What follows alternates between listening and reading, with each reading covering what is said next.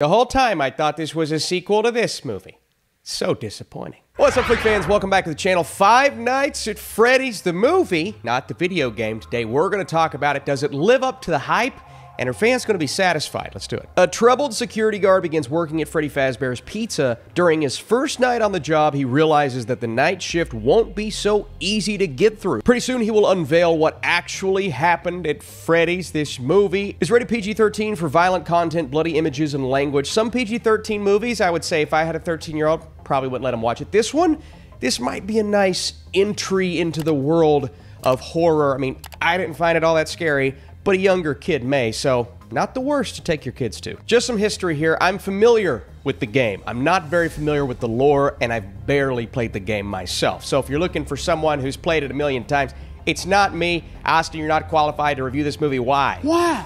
I think it's important to have an outsider's perspective on things, and you know what? I got really excited for this movie through the trailers, and my buddy 3C Films, I mean, he was explaining things to me. I'm like, yeah, okay, well, could be good. Maybe. And I don't entirely know how the lore in this movie differs from the lore in the video games, but I would assume it has to be presented better, at least in the games. I think there's an interesting concept in this movie. It's just the execution. There are some issues there. We'll talk about all of the issues I have with this film, but I want to start positive because we gotta be happy here. Do you love it? The animatronics. First of all, the design, plucking that from the video games, it's an easy thing to do, but it looks great. Sometimes you get a movie that's based off of something, and they try to capture what it's supposed to look like, and you're like, that's not Sonic. That example, they had to fix it. Five Nights at Freddy's, visually, they didn't really have to fix a lot. Now, the cinematography, a little different. I thought there were some times where they tried to be maybe too artistic for its own good, and then other times it just kind of looks like a TV movie. So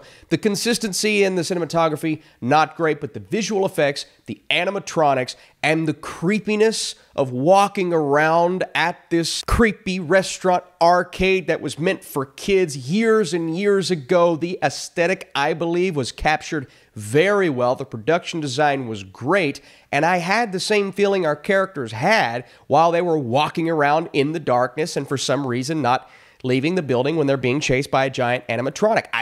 Oh, brother, this guy stinks! Also, and I'm talking after the first 20 minutes, the introduction to Josh Hutcherson's character, in my opinion, was terrible. He makes some crazy, insane decision. They try to justify it by revealing things to us as we go, and I'm like, this is just not a very likable situation. The presentation was odd. Some of the dialogue was really awkward. It feels like they're reading from a script as opposed to being natural.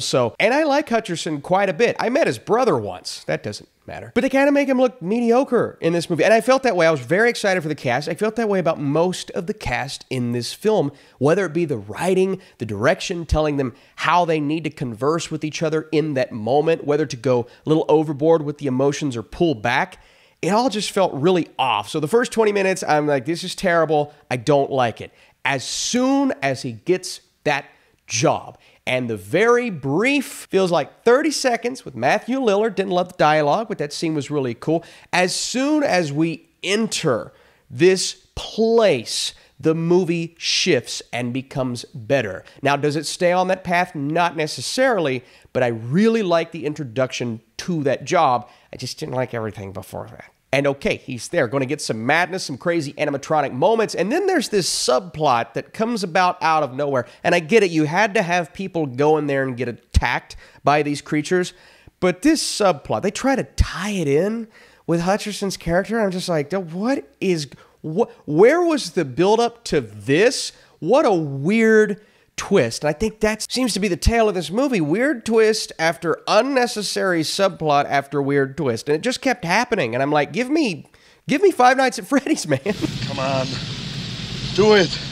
Do it! The first sequence comes along, the one that everyone is excited for, and it actually delivers. Now, do the characters make ridiculous decisions? Instead of continuing to run down the hallway, we stop at this closet, and they're, for some reason, like, I'm going to be safe in here. Let's go in this closet. What is wrong with you? And then that poorly fleshed out storyline is just over with, and we're moving on with our lives to all of these things happening in Hutcherson's dreams. And again, another subplot that did interest me at first. I'm like, okay, there's going to be some sort of connection here. But as the movie progressed, it felt like they were focusing so much on that and continuing to go back to the same flashback over and over. And I see what you're trying to do. But this story started to become so convoluted. We're introduced to new characters, one played by Elizabeth Lail, Vanessa, who I really liked, but the trajectory of her character was so obvious the moment you get introduced to her. And then as we progress, and we'll get one scene with the animatronics kind of walking around the hallways. Okay, it's creepy.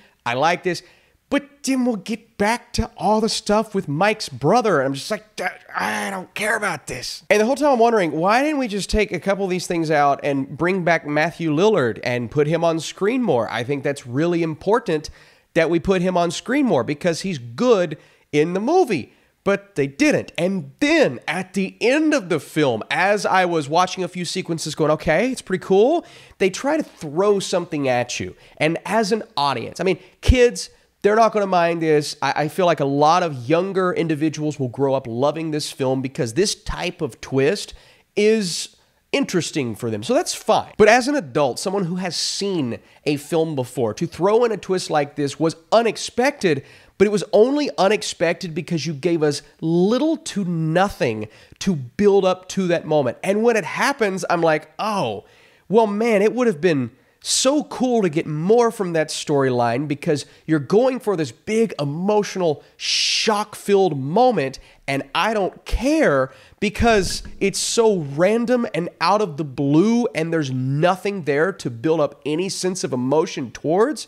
I'm sitting back going, why did you write this in at the last second? Well, And if you did, how about give us one other moment, just one? It's just so frustrating because my issue with the ending feels like an easy fix. It just feels like a script rewrite. That's all you needed. Take some of this other stuff out, put some of the important stuff in, but they didn't do it. And so it creates this jumbled, convoluted, at times awkward movie that doesn't really deliver on the promise of the trailers or the video game. They didn't want to be this negative. There were 15 minutes of this movie where I was having a blast and I wanted this to be good, but unfortunately it's just not a good movie. For some, it will be a good experience seeing those Easter eggs on the big screen. I'm curious to see what fans actually think, so let me know down below. I'm sorry. And if you enjoyed this review, dropping a like would be awesome. Five Nights at Freddy's delivers on creepy animatronics and excellent visual effects. Unfortunately, almost everything else falls flat. The story is unnecessarily convoluted, the dialogue is awkward, and the impressive slasher sequences are few and far in between. This was a disappointment. I'm curious to see if it was a disappointment for fans. I think kids are going to enjoy it, and that's definitely a good thing, and it's going to make a lot of money. So we're probably going to see a sequel. Thank you so much for watching. More reviews to come.